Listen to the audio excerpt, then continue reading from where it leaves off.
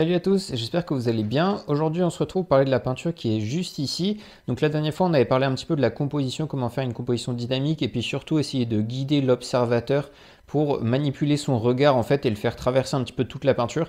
Donc là, j'ai repris la composition de la dernière fois et puis j'ai fait la peinture.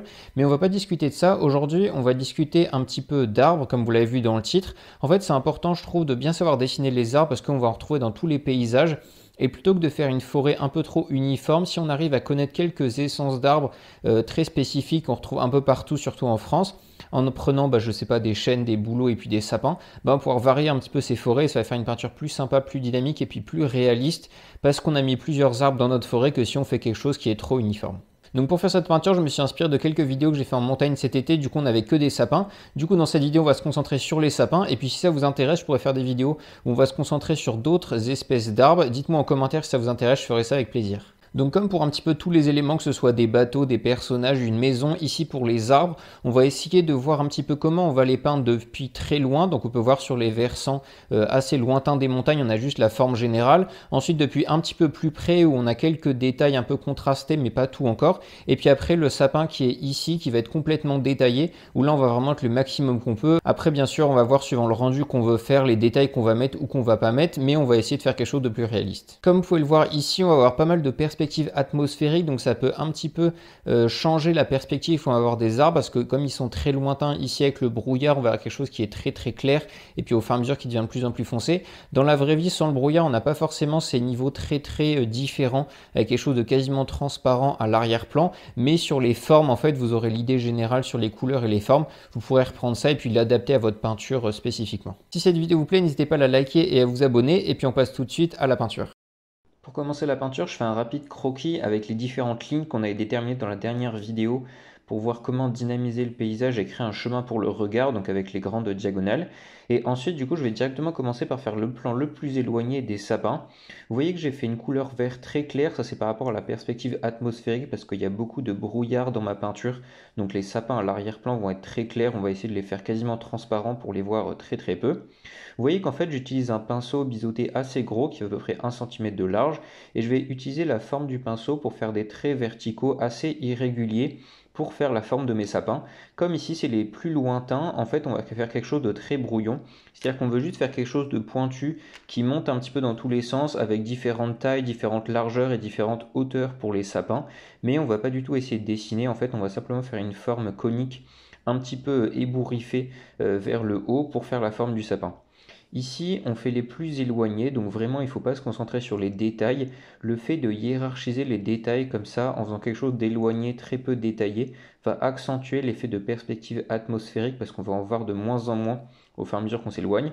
Et c'est là-dessus qu'on va jouer pour détailler nos sapins au fur et à mesure de la peinture et arriver jusqu'au premier plan où on va faire quelque chose d'assez détaillé. Donc pour les sapins les plus éloignés, il ne faut vraiment pas se prendre la tête, vous prenez un gros pinceau et vous pouvez faire des petits traits verticaux. Le but c'est que ce soit vraiment très irrégulier, en fait c'est ça qui va donner l'impression que c'est une forêt. Si vous faites que des traits qui sont complètement parallèles de la même taille, ça va paraître bizarre. Si vous les faites irréguliers comme ça va faire une forêt assez harmonieuse. Maintenant pour le second plan de sapin, vous voyez que je commence par faire un grand dégradé entre le blanc du brouillard et puis le vert, ce qui va me permettre de faire un fond sur lequel je vais commencer à détailler des sympas. Ici, on va faire quelque chose d'un petit peu plus fin au niveau des détails et des formes, c'est-à-dire que je vais commencer par faire un tronc, c'est l'élément caractéristique du sapin. On a un tronc qui est avec un pic vers le haut, et ensuite avec toujours mon gros pinceau, je vais faire des petits allers-retours autour du tronc pour faire quelque chose de conique, d'irrégulier, avec des endroits avec des feuilles et des endroits sans feuilles. En fait, il faut bien repérer les différents éléments caractéristiques d'un sapin, c'est son tronc pointu vers le haut sans feuilles, et après sa forme conique avec des petites irrégularités au niveau du feuillage tout autour. Et du coup, j'utilise ça pour le schématiser au fur et à mesure. Ici, je ne vais pas prendre un petit pinceau pour le peindre, on pourrait le faire, mais ce serait trop détaillé en fait par rapport à ce qu'on veut faire. Ici, on reste sur des sapins qui sont quand même assez éloignés. Du coup, je garde mon gros pinceau pour les faire, et puis je fais les deux éléments caractéristiques en faisant un tronc bien droit qui dépasse, et puis après des petites feuilles tout autour. Ces deux éléments de la structure du sapin avec le tronc et le feuillage conique, on va les garder jusqu'à la fin. Simplement, au fur et à mesure, on va les détailler de plus en plus. Vous voyez que pour faire des sapins un peu plus proches, je fais exactement la même façon. Cette fois, je dessine le tronc pour de vrai avec une couleur un petit peu plus marron, ce que je ne faisais pas avant. Et pour le feuillage, j'essaye de les détailler un peu mieux, c'est-à-dire que je fais vraiment des branches séparées avec des feuillages qui vont tomber. En fait, c'est des branches d'épines qui tombent un petit peu comme un plumeau au fur et à mesure. Et du coup, là, c'est la même structure, comme vous voyez, mais en un peu plus détaillé finement. Là, je commence la deuxième couche. Je vous montre juste les glacis de perspective atmosphérique que j'ai fait, simplement pour que vous compreniez les changements de couleur sur ma peinture, mais ça n'a rien à voir avec les arbres. C'est simplement, là, j'ai fait un mélange avec du blanc de zinc transparent, du bleu et du marron pour atténuer et augmenter la perspective atmosphérique dans toute ma peinture, retravailler rapidement le ciel, les contrastes et tout ça. Ça, c'est simplement pour accentuer l'effet de brouillard, mais j'ai pas retouché les formes des sapins que j'avais déjà fait. Maintenant que j'ai terminé mon arrière-plan lointain, je vais pouvoir passer au sapin du premier plan. Pour celui-là, en fait, je vais bien travailler le tronc contrairement aux autres, c'est-à-dire que j'ai commencé par faire une couleur foncée. Ensuite, je vais faire une couleur claire sur la partie de gauche qui est un petit peu plus de la lumière. Je vais faire en sorte d'avoir un tronc qui soit vraiment détaillé, qu'on voit la lumière autour du cylindre. Ensuite, avec un petit pinceau, je vais dessiner les branches. Cette fois, vous voyez que pour augmenter le niveau de détail, je vais vraiment faire une couleur très marron pour le tronc. J'ai augmenté la saturation et le contraste. Ça, c'est par rapport à la perspective atmosphérique. Mais je vais vraiment tout peindre petit à petit. Pour ce qui est des feuillages, vous voyez que j'ai pris un pinceau éventail avec un mélange marron très foncé et je viens dessiner les différentes branches d'épines. Vous voyez que ça fait un petit peu comme un plumeau. En fait, si vous regardez un sapin de près, c'est pas des épines sur les branches. En fait, c'est des petites branches très fines qui vont tomber vers le bas et qui sont, elles, recouvertes d'épines. Et du coup, ça fait un peu cet effet de balai qui tombe un peu comme on peut voir sur un saule pleureur, mais en plus petit et un petit peu plus rigide. Et du coup, j'utilise vraiment la forme du pinceau éventail pour faire cet effet-là. Si je vais faire un mouvement arrondi entre la branche qui descend vers le bas, essayer d'atténuer au fur et à mesure. Et en fait, en utilisant le pinceau éventail, bon, ça demande un petit peu d'entraînement, mais on peut arriver assez facilement à faire la bonne texture et le bon mouvement pour avoir en fait la peinture qui se dépose par elle-même pour donner la bonne forme d'épine de sapin un petit peu dans le mouvement comme ça.